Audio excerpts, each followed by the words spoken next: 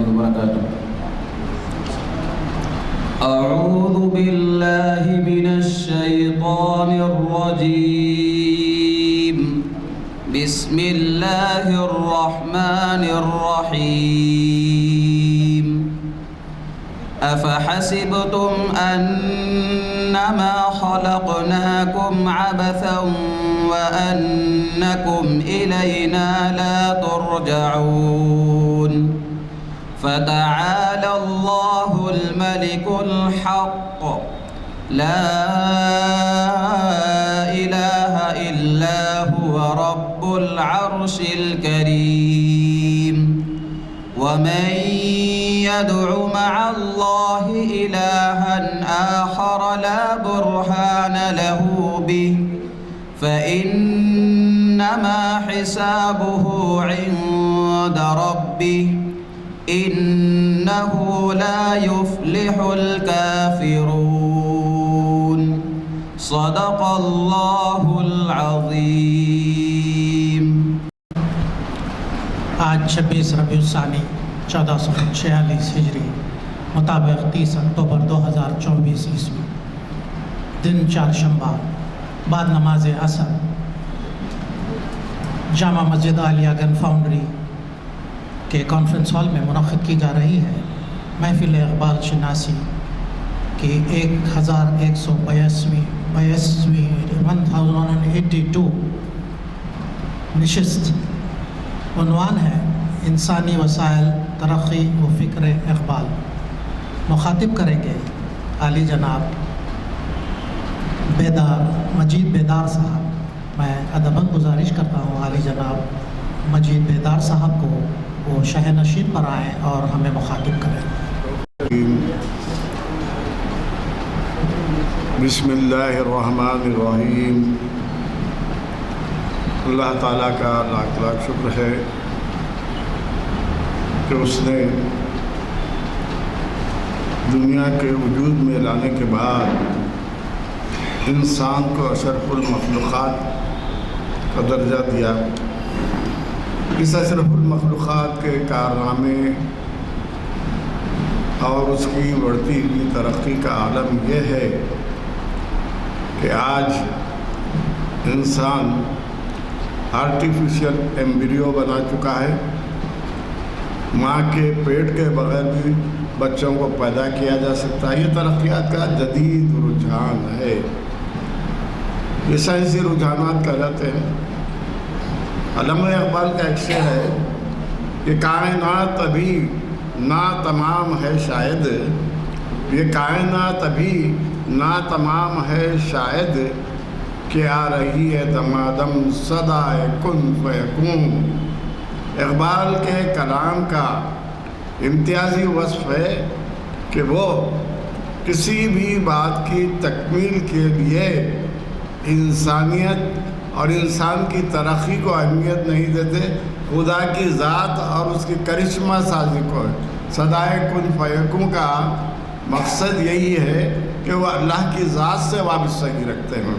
آج دنیا میں جتنی بھی ترقیاں ہو رہی ہیں، اور انہوں نے یہ بھی کہا کہ محبت مجھے ان جوانوں سے ہے ستاروں پہ جو ڈالتے ہیں کمند۔ اقبال کے کلام میں ایسے کئی اشعار ملیں گے جس میں ترقیات اور ترقی کے مراحل اور انسان ان مراحل کو تکمیل کرنے کے لیے جو جستجو کر رہا ہے سب کو وہ قبول کرتے ہیں۔ اقبال کا دور ایسا تھا جبکہ ٹکراؤ کی کیفیت تھی۔ ٹکراؤ کیا؟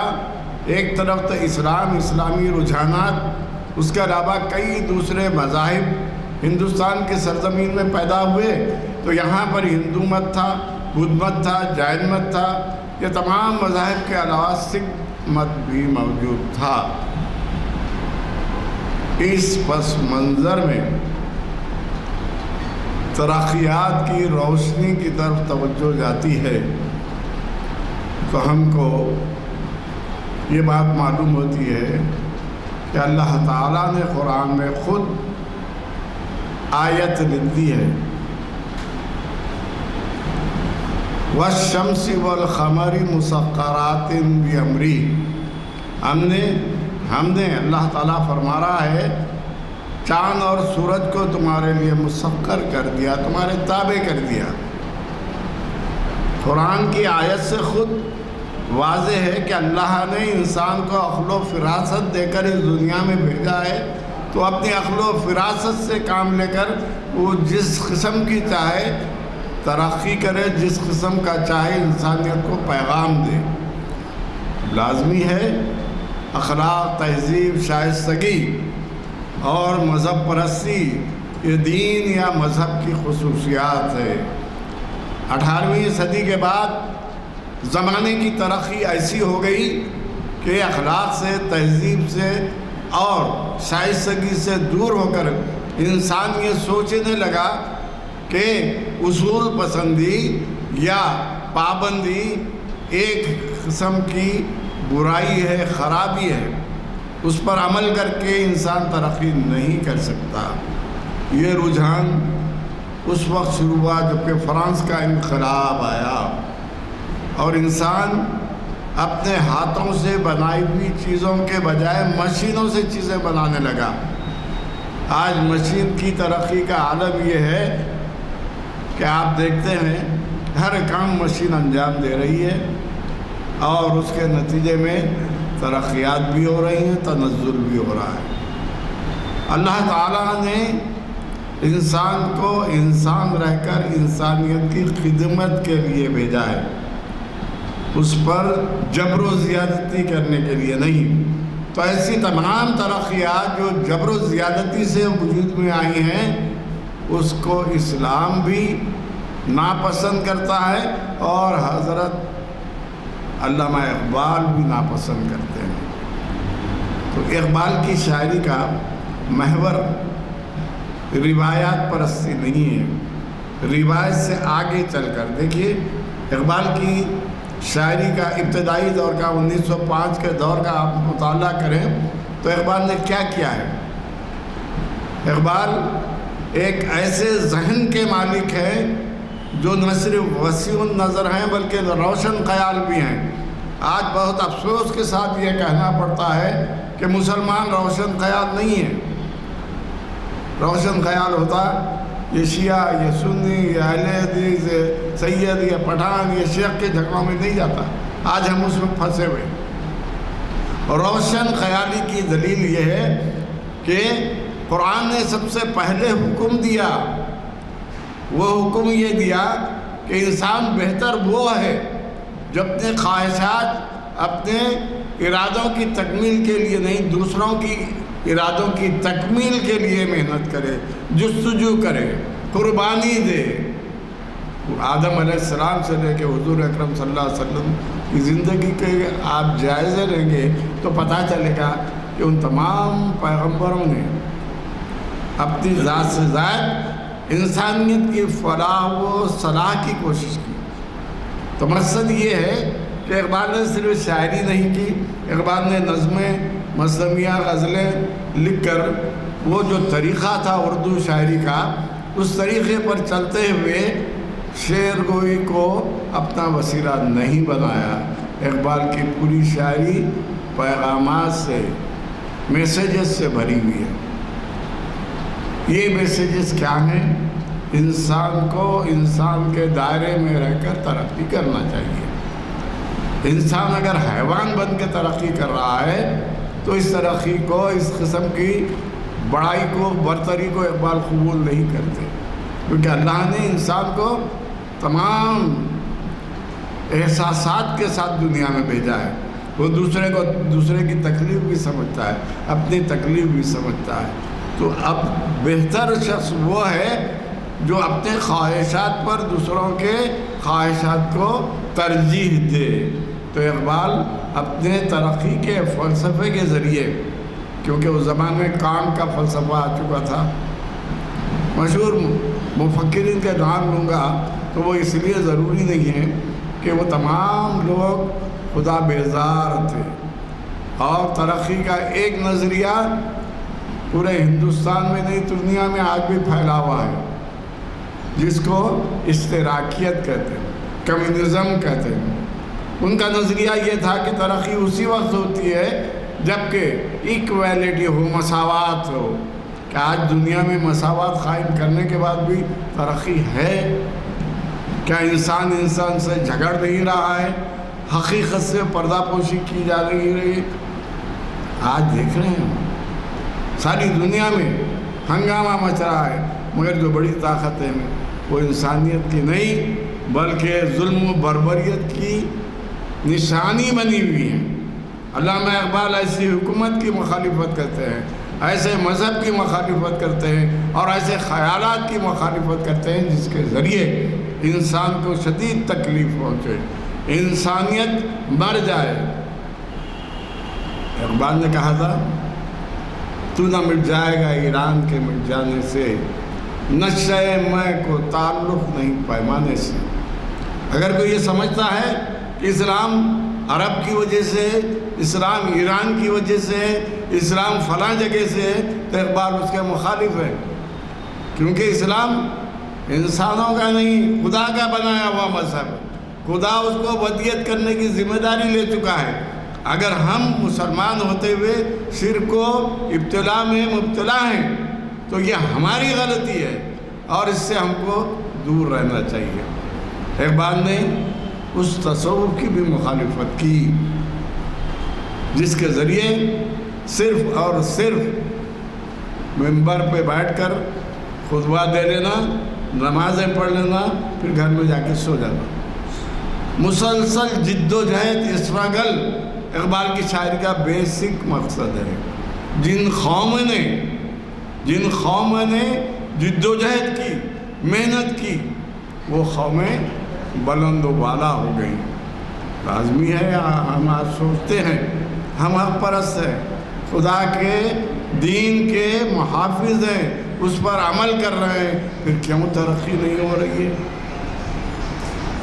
ہمارا امام، ہمارا مؤذن اذان دیتا ہے تو لاؤڈ اسپیکر کے بغیر اذان نہیں دے سکتا. کیا لاؤڈ اسپیکر مسلمانوں کی ایجاد ہے؟ وہ قوم جو آفات و بلیات میں ہے، وہ قوم جو برائی میں ملوث ہے، وہ قوم جو برے کام کرتی ہے، اس کو ترقی کیوں مل رہی ہے؟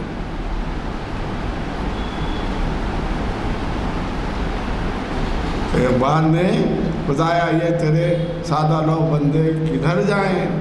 اقبال نے واضح کر دیا کہ سلطانی بھی عیاری ہے، درویشی بھی عیاری ہے، ہمارے رگ و پے میں عیاری بھری ہوئی ہے. اس کی وجہ سے ترقی نہیں ہو رہی ہے. اگر آپ دیکھیں مفکرین اسلام کے نام تو آپ کو پتہ چلے گا سب سے پہلے دل کا آپریشن کرنے والا ابن نفیس. ابن سے اندازہ لگا لیجیے کہاں کا ہے.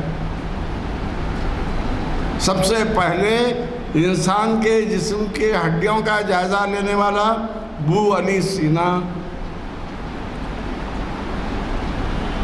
قرآن نے کہا ہے افلا یتدبرون افلا یتفکرون، تم تدبر کیوں نہیں کرتے، تم فکر کیوں نہیں کرتے؟ جب مسلمانوں نے تدبر کیا، فکر کیا تو سارے عالم پہ چھا گئے. آج ہم میٹھی نیند سونے، بریانی کھانے، فش پران کھانے میں مصروف ہیں. ایک انگریز حیدرآباد آتا ہے، اس کی چال ڈھال، اس کے کپڑوں کو دیکھ کر ہم ہنستے ہیں. معمولی سی چڈی پہنا ہوا ہے، معمولی بنین میں فوٹو کھینچ رہا ہے. اس کے ذوق کی تائید کیجئے، اس کو اپنے ذوق کی تکمیل کے لیے کپڑوں کی بھی سود نہیں ہے. ہم میں اتنا ذوق پیدا ہوتا ہے، ڈگری یافتہ ہیں، ڈاکٹرز ہیں، انجینئرز ہیں، لائرز ہیں. کیا گزشتہ 30 سال میں کسی ایک بہترین ڈاکٹر کا نام، کسی ایک بہترین وکیل کا نام یا کسی فارماسسٹ کا نام کیوں نہیں لے سکتے ہم؟ وجہ یہ ہے، وہی ہم ڈاکٹر منان کا نام لیں گے، وہی صدیقی صاحب کا نام لیں گے. وجہ کیا ہے کہ علم حاصل کرنے کے لیے جو جستجو چاہیے وہ جستجو ہم سے ختم ہو گئی، جس کی وجہ سے ہماری ترقی معکوس ہے. علامہ اقبال جب تعلیم حاصل کر رہے تھے تو ایک گارڈن، ایک باغ میں گئے، مختلف بچے کھیل رہے ہیں، ہنسی مذاق کر رہے ہیں، تو اچانک ان کی نظر ایک بچے پہ پڑی، ایک کونے میں بیٹھ کر کتاب پڑھ رہا تھا۔ بتائیے ہماری قوم میں کوئی کتاب پڑھنے والا ہے؟ قرآن تک پڑھنے کی توفیق نہیں ہے تو کیسے ترقی ہوگی؟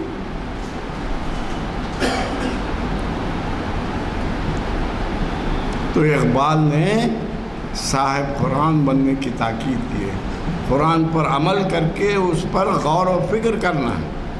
تو اقبال کی ترقی کا فلسفہ اسلامی فلسفہ ہے۔ ان کے دور میں کئی ایسی باتیں بھی آئیں جن سے یہ اندازہ لگایا جا رہا تھا کہ یہ باتیں سب اسلام سے ٹکرانے والی ہیں۔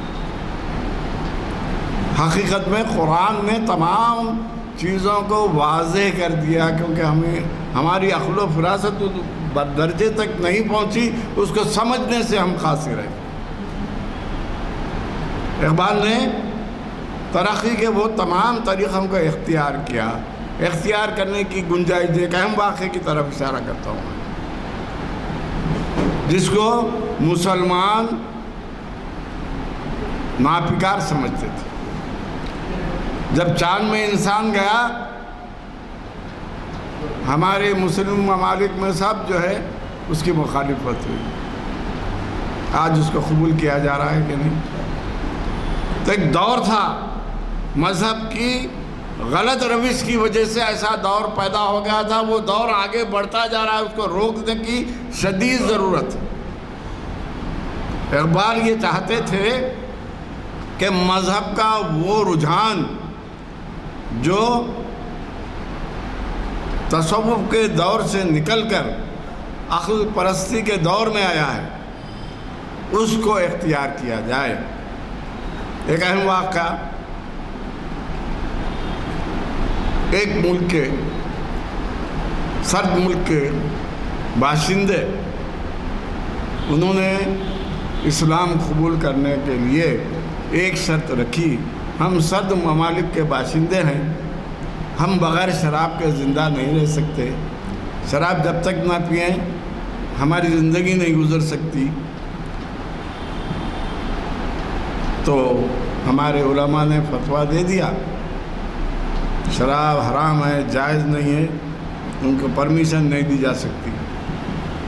اقبال نے اس کی مخالفت کی اور بتایا کہ شراب حرام کب کی گئی، اس کا پورا فلسفہ سمجھیے۔ اگر ہو سکتا ہے اجازت دی جاتی تو رفتہ رفتہ دین کی اچھائیوں کو وہ اختیار کر کے شراب کی برائی کو چھوڑ دیتے۔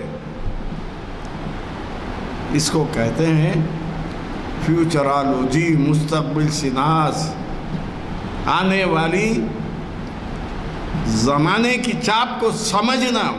اقبال کی شاعری میں وہ مستقبل شناسی ہے، طرز کہن پہ اڑنے والے نہیں ہیں۔ ان کے اشعار میں دیکھیے آپ، اور وہ منزل یہی کٹھن ہے قوموں کی زندگی میں، واضح طور پر بتا رہے ہیں کہ پرانی چیزوں پہ اڑ جانا یہی منزل سب سے کٹھن ہے۔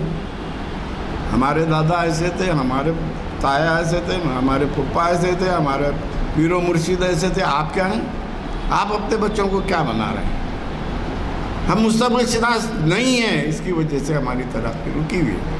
تو میں یہ بتا رہا تھا، اس دور کے تقاضوں کو دیکھیے تو اقبال نے کبھی روایت پرستی سے انحراف نہیں کیا، پرانی چیزوں کو چھوڑا نہیں ہے، مگر نئی چیزوں کا بھی استقبال کیا۔ اگر آج کے مسلمان میں وہ کیفیت ہے، روایت کا لحاظ اور آنے والے مستقبل کے معاملات کو سمجھنے کی شرف ہے، تو پھر وہ صحیح مسلمان ہے، ورنہ کلمہ گو لا الہ الا اللہ، یہ نغمہ گل و لالا کا نہیں پابند، بہار ہو کے خزاں لا الہ الا اللہ۔ یہ بہار، خزاں، گل و لالا کیا ہے؟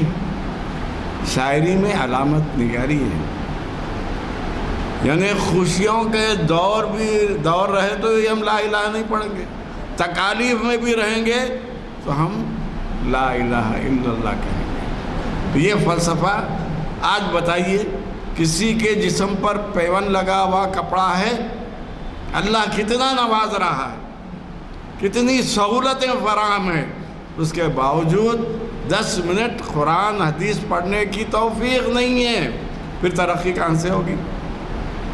یہی شہر حیدرآباد 71 میں گریجویشن میں تھا، میرے گھر میں لائٹ نہیں تھی، چراغوں میں پڑھتے تھے، BA کے اسکول میں۔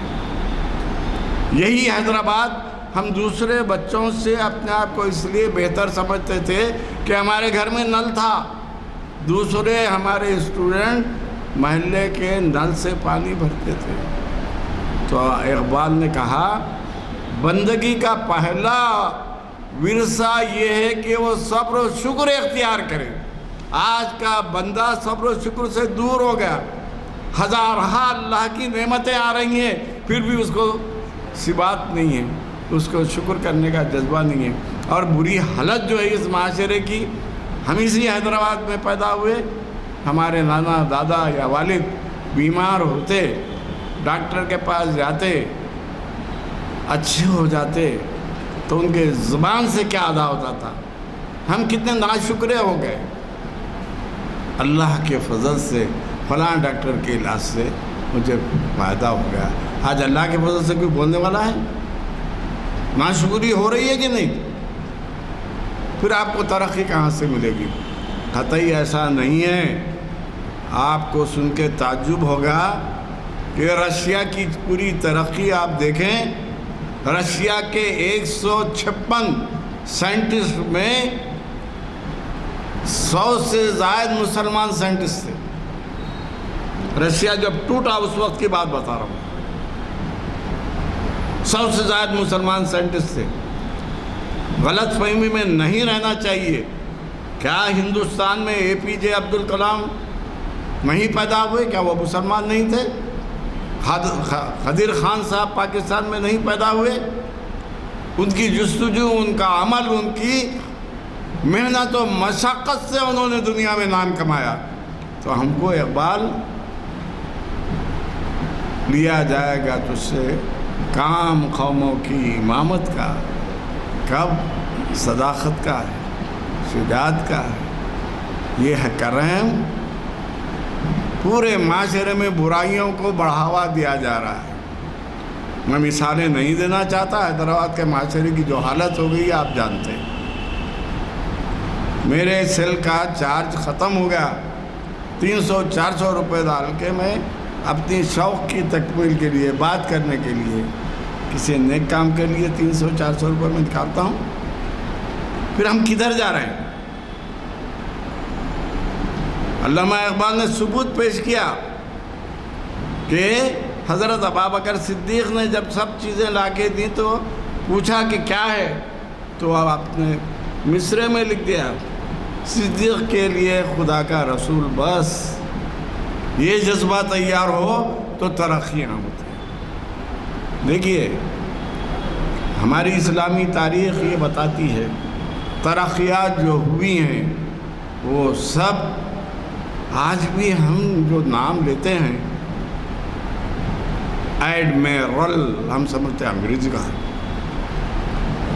در حقیقت سب سے پہلے بحری بیڑا مسلمانوں نے بنایا، سمندری فوج، اور اس سمندری فوج کے سربراہ کا نام امیر البحر، امیر البحر کو انہوں نے ایڈمیرل کر دیا۔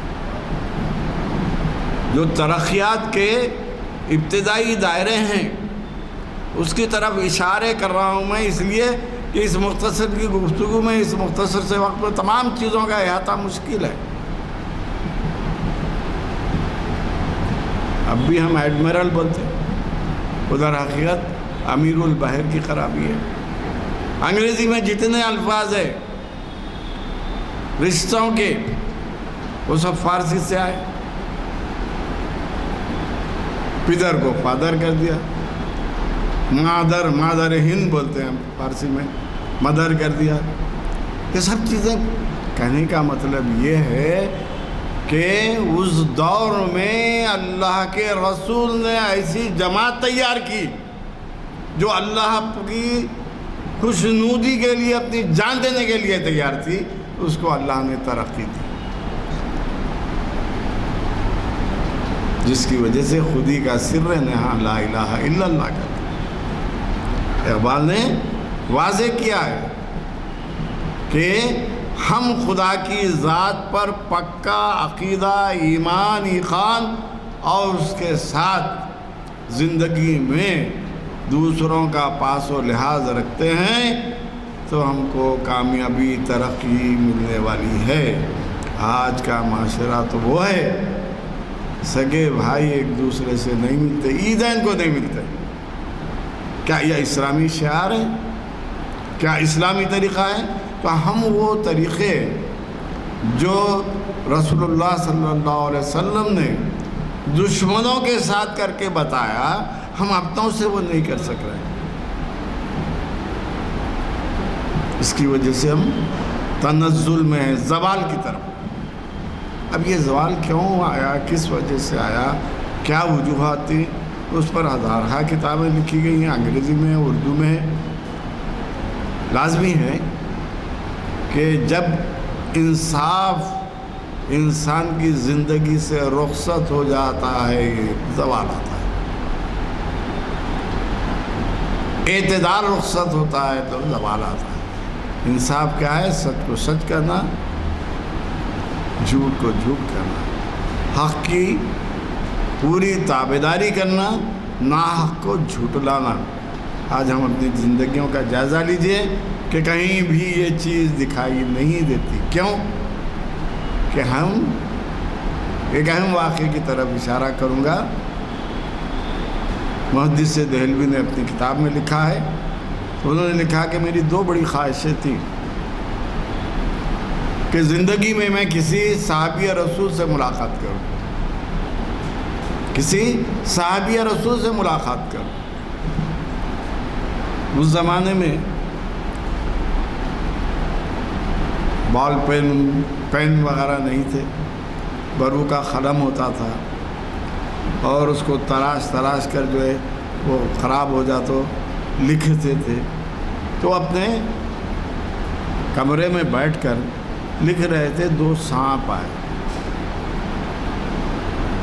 محدث دہلوی نے دیکھا سانپ ہے تو ان کے ہاتھ میں جو نہرنی تھی، قلم کو تراشنے کے لیے ہمارے پاس ایک آلہ ایجاد قلم تراش بولتے تھے، اس وقت نہرنی کہلاتی تھی۔ پرانے شہر میں اب بھی ناخن کو تراشنے کے لیے جو حجام استعمال کرتا ہے وہ نہرنی کہلاتی ہے۔ تو انہوں نے اٹھا کر نہرنی سے مارا، ایک سانپ بھاگ گیا، دوسرا زخمی ہو کے مر گیا۔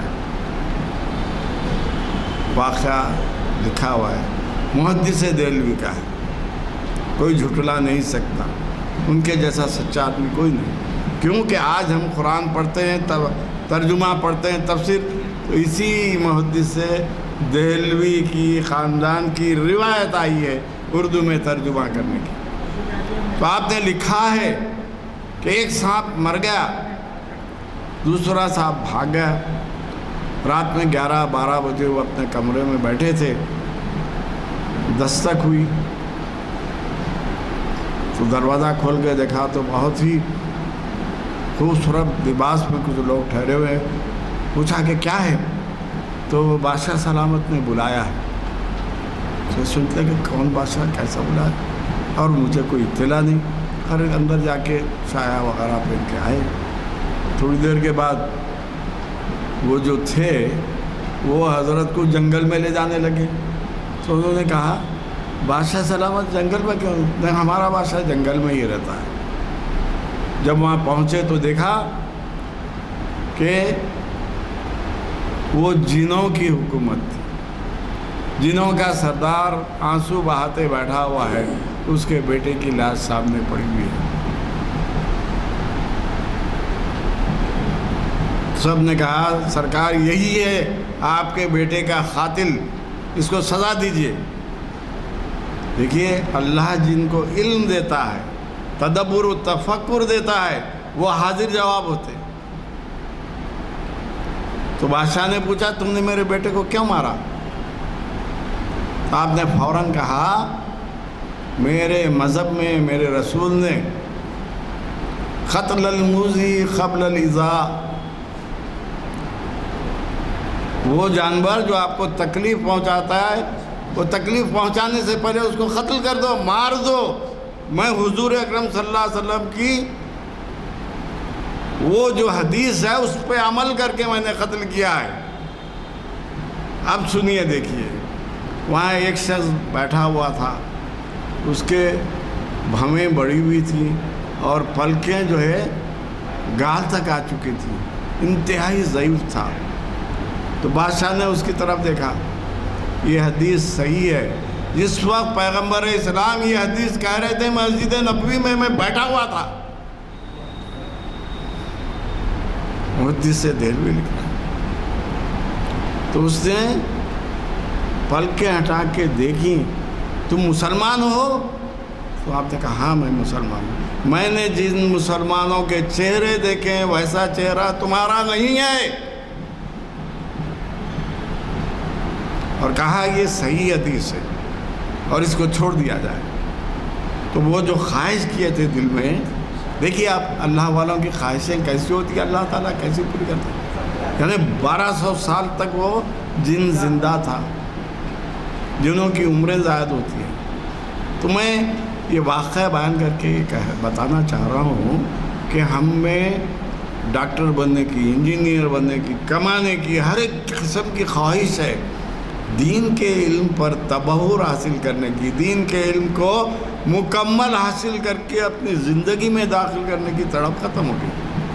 وہ اللہ والے تھے، ان کے دل میں وہ تڑپ تھی، تو اللہ تعالیٰ نے ان کو سہولتیں دی۔ وہ تمام چیزیں، ہاتھ ہے اللہ کا، بندے مومن کا ہاتھ۔ علامہ اقبال کہتے ہیں کہ آپ اللہ کے ہو جاؤ، آپ کا ہر کام وہی ہوگا جو اللہ چاہتا ہے۔ تو بندگی اختیار کرنا یہ ایک ایسا فلسفہ ہے جسے اپناتے ہوئے اقبال نے اپنی شاعری کو صرف الفاظ اور جملوں، فقروں، علامتوں اور اس کے علاوہ علم عروض، تختی، وزن، بحر، قافیے میں نہیں جوڑا، پوری اسلامی فکر کو اس میں شامل کر کے بتایا کہ حضور اکرم صلی اللہ علیہ وسلم نے 1400 سال پہلے جس طرح زندگی گزاری، وہ کبھی کافر سے، مشرک سے بھی نفرت نہیں کرتے تھے۔ ہماری زندگیوں میں کیا ہے؟ جس پہ چاہے شرک کا فتویٰ، جس کو چاہے کافر بنا دیا۔ تو یہ خرابی ہمارے معاشرے میں آنے کی وجہ سے ہم ترقی کے میدان میں پیچھے ہیں۔ اس کے مقابل جو انگریز قوم ہے جو نئی نئی چیزیں ایجاد کر رہی ہے، کیونکہ وہ ایماندار ہیں، جھوٹ نہیں بولتے، بےہودگیاں کرتے ہیں، لیکن ان کے مذہب کے حساب سے وہ عیسائی ہیں، عیسائیت کا پاس و لحاظ رکھتے ہیں۔ اس لیے اللہ تعالیٰ ان کو ترقی کے مراحل طے کرنے کے مواقع دے رہا ہے۔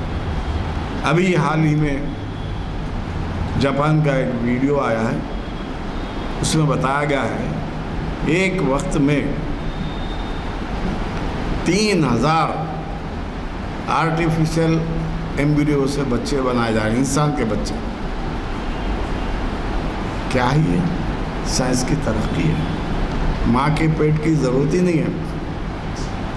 یہ ترقی کیوں ہو رہی ہے؟ تدبر قرآن، فکر و افادیت کا نظریہ۔ آج اتنی ہزار بیماریاں ہیں، ہمارے بچپن میں کسی کو ٹی بی ہوگا ہو تو مر جاتا بولتا تھا، اس کے بعد جو ہے ایک نئی بیماری آئی، اس کے بارے میں بھی کہا گیا، اب وہ بیماری کو بھی کنٹرول کر لیا گیا۔ ہارٹ اٹیک سے مر رہے تھے، 18 سال ہو گیا بائی پاس ہو کر زندہ ہے۔ یہ کیوں ہو رہا ہے؟ کیا رہی ہے دمادم صدائے کن فیکون۔ اقبال نے کہا کہ ہر وقت ترقی ہوتی رہی ہے، ہوتی رہے گی، قیامت تک یہ سلسلہ جاری رہے گا۔ کیوں؟ کہ اللہ تعالیٰ نے اپنے علم کی کچھ خصوصیات حضرت انسان میں ودیت کر دی ہے، وہ خدا کی دین ہے، ہماری صلاحیت سمجھنا غلط ہے۔ جتنے سائنٹسٹ گزرے ہیں وہ خدا بیزار تھے اور مذہب کی پابندی نہیں کرتے تھے، پھر کیوں ترقی ہوئی؟ اتنی چیزیں بھائی، ایک دور تو وہ تھا، ہم اپنے دور میں دیکھیں اٹامک ایج، ایٹم بم بنایا گیا، وہ ختم ہو گیا۔ اس کے بعد جو آیا کہ وہ جو ہے الیکٹرانک ایج، وہ بھی ختم ہو گیا۔ اس کے بعد آیا کمپیوٹر ایج۔ دیکھیے اپنی زندگی میں پہلے فیشن بدلنے مہینوں برسوں سالوں لگتے تھے، آج 10 سال میں فیشن بدل جا رہا اور نالج بدل جا رہی۔ ایک زمانے میں زمین چپٹی ہے کہتے تھے، بعد میں یہ ہوا زمین گول ہے۔ تو یہ تمام فلسفے جو نکل رہے ہیں، عقل و فراست کا وہ استعمال جو اللہ نے آپ کو دی۔ دیکھیے کسی کو برا کہنے کا حق نہیں ہے، کیونکہ وہ سب علم دیا ہوا اللہ کا ہے۔ اگر وہ کفر کرتا ہے، وہ شرک کرتا ہے، تو آپ اس کو دل میں برا سمجھے، زبان سے نہیں۔ حضور نے فرمایا پڑوسی کون؟ آپ کے سیدھے جانب، بائیں جانب، سامنے اور پیچھے 10 گھر تک جو لوگ ہیں وہ پڑوسی ہیں۔ اس میں شیعہ، سنی، اہل حدیث، اہل سنت والجماعت، یہ سب دیکھ لیتے بیٹھیں گے ہم۔ کیا حضور کو جو ہے اسلام کو ہی تبلیغ دینا تھا تو بول دیتے تھے، مسلمان جو ہے وہی، مگر اللہ نے جو تربیت دی حضور اکرم صلی اللہ علیہ وسلم کو، وہ تربیت کا طریقہ ہم کو بتایا گیا ہے۔ غار حرا سے سلسلہ شروع ہوتا ہے، تو اس پوری تعلیم، اس پوری ترغیب کو اقبال نے اپنی شاعری میں سمیٹا ہے اور بتایا ہے کہ جتنی ترقیات ہو رہے ہیں، یہ ترقیات کا سلسلہ خدا کے علم سے فیض حاصل کرنا ہے۔ خدا کا علم حاصل کر کے ڈگری لے لینا ہے، اس سے فیض حاصل کرنا۔ فیض حاصل کرنے کے لیے جس طرح سے آپ نماز کے لیے ٹھہرنا چاہتے ہیں، تو آپ کو باوضو ہونا ضروری ہے، اور لباس کا اور جو ہے قبلے کا تعین ضروری ہے، کون سی نماز ہے اس کی نیت ضروری ہے، تبھی وہ نماز ہوگی۔ نہیں میں جدھر چاہے ٹھہر کے، جدھر چاہے منہ کر کے، نہیں۔ تو فیض کب حاصل ہوتا ہے؟ اقبال کی شاعری میں وہ تمام طریقے بتائے گئے ہیں کہ جس کی وجہ سے انسان ترقی کر کے خدا کے علم سے فیض حاصل کر کے ساری انسانیت کو، دنیا کے لوگوں کو کامیابی تک پہنچا سکتا ہے۔ بات یہ ہے کہ ہم لوگ تقریر کرنے والے، اقبال نے خود کہا تھا گفتار کا غازی بن تو گیا، کردار کا غازی بن نہ سکا۔ تو ہم یہ سمجھ لیتے ہیں جتنی بڑی داڑھی اتنا متشرع، اتنا نمازی، اتنا اللہ کا قریب۔ اقبال کو داڑھی اڑی نہیں تھی۔ کس کے دل کا کیا حال ہے کوئی نہیں جان سکتا۔ اللہ تعالیٰ فیصلے کرنے والا انسان کے دل کے عمل سے، تو ہم اپنے آپ کو، اپنے دل کو سجائیں، سنواریں اور اس سے دوسروں کی حسد، کینہ، کپٹ نکال دیں، تو پھر وہ فضیلت حاصل ہوگی جس کی وجہ سے ترقیات ہوتی ہیں۔ جتنے بھی درنار شاہ نے لکھا تھا، ایک دور وہ آئے گا جب کہ انسان کے بچے انڈوں سے پیدا ہوں گے۔ جس طرح مرغی کے بچے پیدا ہوتے چلتے پھرتے ہیں، انسان کے بچے بھی ویسے چلتے پھرتے ہیں۔ اب ٹیکنالوجی اتنی ڈیولپ ہو چکی ہے کہ آنے والے زمانے میں کوئی شخص یہ چاہے گا میرا بچہ جو ہے گارولی آنکھوں والا ہو، میرا بچہ گھنگھر والے بال والا ہو، بہت ہی گورا گمٹا ہو، تو وہ بازار سے جا کر جس طرح نزلہ، زکام، سردی، بخار ہو تو گولی لا کر کھانے سے ہی فاقہ ہوتا ہے۔ آنے والے دور میں یہ بھی آنے والا ہے۔ اقبال نے جو کہا کہ آ رہی ہے دمادم صدائے کن فیکون، ترقی کا سلسلہ جاری ہے، اور ترقی کہاں رکے گی اس کا کوئی انت نہیں ہے، آخر نہیں ہے۔ وقت ہو رہا ہے، میں معذرت خواہ ہوں کہ جتنی چیزیں ذہن میں آتی ہیں یہ مت سمجھیے کہ وہ میرا بیان ہے، اللہ تعالیٰ کا حکم ہوتا ہے تو میں زبان چلاتا ہوں، اس کے حکم کے بغیر کوئی چیز نہیں ہوتی۔ بہرحال ہم کو دعا کرنا چاہیے کہ اقبال نے جس اسلام کو اختیار کر کے ترقیات کے راستے بتائے ہیں اس پر ہم عمل کرنے والے بن جائیں۔ اللہم صلی علی سیدنا مولانا محمد وعلی آل محمد وبارک وسلم۔ ربنا آتنا فی الدنیا حسنۃ وفی الآخرۃ حسنۃ وقنا عذاب النار۔ اللہم احفظنا من کل بلاء الدنیا وعذاب الآخرہ۔ اللہم انک عفو وتحب العفو فاعف عنا یا کریم۔ رب اجعلنی مقیم الصلاۃ ومن ذریتی ربنا وتقبل دعا۔ ربنا اغفر لی ولوالدی وللمؤمنین یوم یقوم الحساب بفضل سبحان ربک رب العزۃ عما یصفون وسلام علی المرسلین والحمد للہ رب العالمین۔